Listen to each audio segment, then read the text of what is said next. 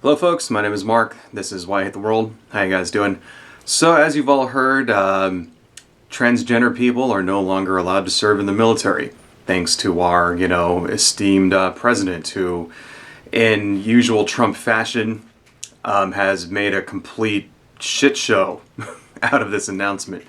So, if you don't know what's happening, basically Trump wanted to get some support from some GOP senators and congressmen and stuff in order to get funding for his border wall, which is another, promise that doesn't look like it's going to happen anytime soon. Right? Thank God, actually. Anyway, what the Republicans wanted was for Trump to tell the military to no longer pay for gender reassignment surgery for trans people. Trump decides to give them one better and just kick all of the trans people out of the military completely. So in the usual Trump fashion, he doesn't actually release any orders for this or hold a press conference. He fucking goes to Twitter. Twitter now has become like a vital part of the chain of command and shit. That's how Trump communicates with the fucking universe. He just uses Twitter. He doesn't actually talk to people. Doesn't actually write up orders. Anyway, we'll get to that in a minute. So, that shocked everybody. And part of Trump's tweet was that he went and consulted with his generals and all of this shit and, blah, blah, blah. Turns out that he didn't actually talk to his generals. The Pentagon was completely taken by surprise by this and have issued a statement. It's only been a couple of days, and they've issued a statement basically saying that they haven't received any orders from the White House. So the president can go and say whatever he wants, but the military won't execute his orders until he actually writes up some orders and gives it to them. No one has actually done that. They haven't actually gotten any orders on how to implement it. So there's a lot of questions that everybody has. It's like, well, what does this mean? Does this mean that everyone that's trans in the military just gets fired? Honorably discharged, I guess. Does that mean that the people that are in the military now continue to get VA coverage? Just nothing that applies to their, trans, gender reassignment surgery? Or nobody knows. Nobody knows what the new policy is going to be. Because Trump and the White House have not written the policy out. See, I don't understand. I guess he thinks that he can just go on Twitter and just say shit, and then the military will just do it. They'll just enact his will like he's like a fucking king. Okay? That's what he thinks he is. He thinks he's a fucking king, like an emperor, and all he has to do is just make a proclamation, and then, the military will just fucking execute his will. I don't understand. Anyway. So that's turned into a shit show, right? The excuse for this, right, is because it's too expensive to take care of trans people, right? So keep in mind, we only have about 1,500, there's an estimate. It's between 1,500 to 3,000 trans people in the military so far, that we're aware of, right?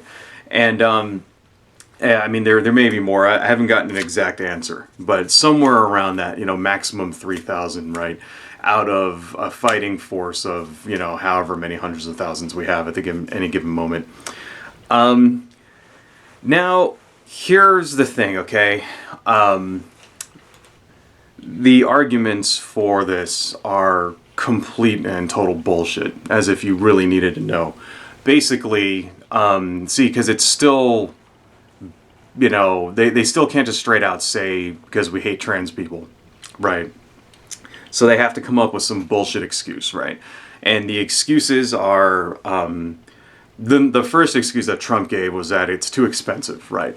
Which is bullshit. I'm sure you've all heard the, I'm sure you've all heard the figure thrown out by now that, the military spends, more on Viagra than on gender reassignment surgery. They've spent somewhere in the area of $8 million on, trans people in the last, year. And they spend, way more than that on, penis pills. I'm sure you've heard that. That's been a stat that's been thrown out a lot. But you got to keep in mind, the government, it's not just the let's talk about the government, all right? So the military first has a budget of $600 billion or something ridiculous now. It's like, yeah, I don't even know what it is now. It's more than half a trillion dollars, right? 8 million bucks is like a drop in the bucket. Okay, that's nothing. Okay. The government itself spends like $1 million on fucking balloons every year for different events. Okay, decorations and shit. They spend $1 million on that. I mean, so $8 million is like, it's nothing in the overall federal budget. They can find the money, is what I'm trying to say. Okay, so to say that it's too expensive it's a bullshit excuse that, just doesn't fucking hold up. The other excuses that they give, suicide rates are usually high among trans people. That kind of, yeah, but that's true, right? The fact is that suicide rates among all military people, every member of the armed forces, people who are in the military and who have left the military, their suicide rates are way higher than the normal population, and it's because of PSTD, or what is that? PSD? What's the post-traumatic stress disorder, right? They used to call it shell shock, right? It's because of that, basically. You go into combat, right? You live through a fucking nightmare for however long it takes. You come back to civilization, your mind gets fucked up, That's just what happens when you're exposed to bombs and bullets and people getting their heads blown off and the horrors of war. Most normal, well-adjusted people have trouble living through shit like that, right? And if these people, and the vets don't get the help that they need, right, because the military is too busy, buying fighter jets that nobody wants and shit, and not spending enough money on mental health care services, then they end up homeless and they end up shooting themselves. And that's just something that, that's been a problem for 20, 30 years, right? That's been a major problem ever since, the Iraq War started, right? Since the Afghan War started, even before that, right? So to say that, well, yeah, trans people kill themselves more than, normal soldiers, that's bullshit, because, regular soldiers kill themselves more than, like, normal people, It's like, basically, it's begging the question. Right, it's like the real problem is that vets commit suicide at higher rates than normal civilians, right? Not that trans people do it. It's like, why don't you help all the vets, okay? Instead of anyway. So that's a bullshit excuse. There's another one that have another excuse is because of cultural issues. I've actually heard Republicans and conservatives and shit on Reddit and elsewhere use this as a reason not to let them enlist, basically saying that if they were to get captured, then the cultures that we're in conflict with are usually transphobic, and they'll torture and kill them, right? Which is also complete bullshit. Here's the reason why, right? If you're in ISIS and you capture an American soldier, you're not going to want to torture them because they're a trans person. You're going to want to torture and kill them because they're an American soldier. It's basically, you can't be in any more danger than you already are. So when they say oh yeah, we're keeping them out of enemy hands, it's like, it's too dangerous to send them into, Afghanistan or, Syria because the ISIS is going to want to kill them. It's like, well, ISIS already wants to fucking kill Americans, right? And American soldiers. So, getting a trans person in there is not going to make them want to kill them more. Okay, that's bullshit, right? That's the same. Basically, these are the same arguments that they used, when to not allow women in combat. They're the same ones that are just being recycled, right? Now there is one argument there's only one that I've seen so far that has any validity, right? And it's this. When you have gender reassignment surgery, you have to take hormones and stuff like that, right? If you don't get those hormones, that can lead to some serious health issues, okay?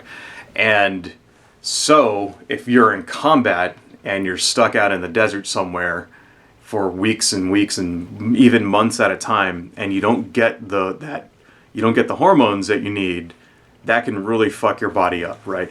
That's the so the argument could be made that trans people should not be allowed in combat, right? Because of that. That's the only valid argument I've seen so far. But Trump didn't say, trans people are no longer allowed in combat. He said they're no longer allowed to serve in the military in any capacity. So that includes non-combat roles. So that's not a reason that they're citing. And the Republicans and the Trump supporters are not citing this as a reason to not enlist them. Anyway, to wrap this up, this whole thing is a shit show. It's basically just, bigotry is what it is. And, it just kind of shows that Trump is just another, he's a two-faced fucking liar, During the campaign, he gave a speech where he was trying to justify his proposed Muslim ban, right? He was trying to justify it in such a way of saying that he was protecting LGBTQ people, gay people and trans people and all those, right? And he was saying that he was trying to protect them from Islamic fundamentalism, saying, and one of the things he said was like, I'll be the best president for LGBTQ people. I don't know. I get that acronym, that abbreviation wrong sometimes. Sorry, but it's like that was his thing, basically saying like, yeah, I'm going to protect. Islamic fundamentalism wants to kill these people, and I'm going to protect them, and I'm going to be the best, president there is for gay people, right, and trans people. And this just demonstrates that he was just completely full of shit. He just pulled that out of his asshole, and he had no intention of actually standing up for gay rights or trans rights or, anything like that. And he just doesn't care. He doesn't care, and he'll lie, he'll turn on a dime. He'll break campaign promises, and he'll fucking lie to get what he wants. And it just kind of shows the kind of, leader that he is, a fucking horrible one. Right. And at this point, it's like, I don't see how anybody could take anything that this guy says, seriously at all. It's like, why should I believe him when he's just so casually lies and does things like this, which affect the lives of thousands of people? That's basically thousands of people are going to lose their jobs because of Donald Trump. Now, people that are in the military who have volunteered to go in and put their lives on the line, so people like me don't have to. That's what they deserve respect for that reason alone. Okay, they went to go fight, to put their lives on the line, to go put up with all the bullshit that you got to put up with in the military and potentially die, right, so they can serve the country, so that I can have freedom, so that I can go on YouTube and and disagree with the president. That's what those people are there for. They deserve respect, but Donald Trump doesn't give them any of that fucking respect, right? Because he doesn't respect anybody, because he's a piece of shit. All right. Anyway, I gotta cut this short. I'll be ranting all day. Adios, folks.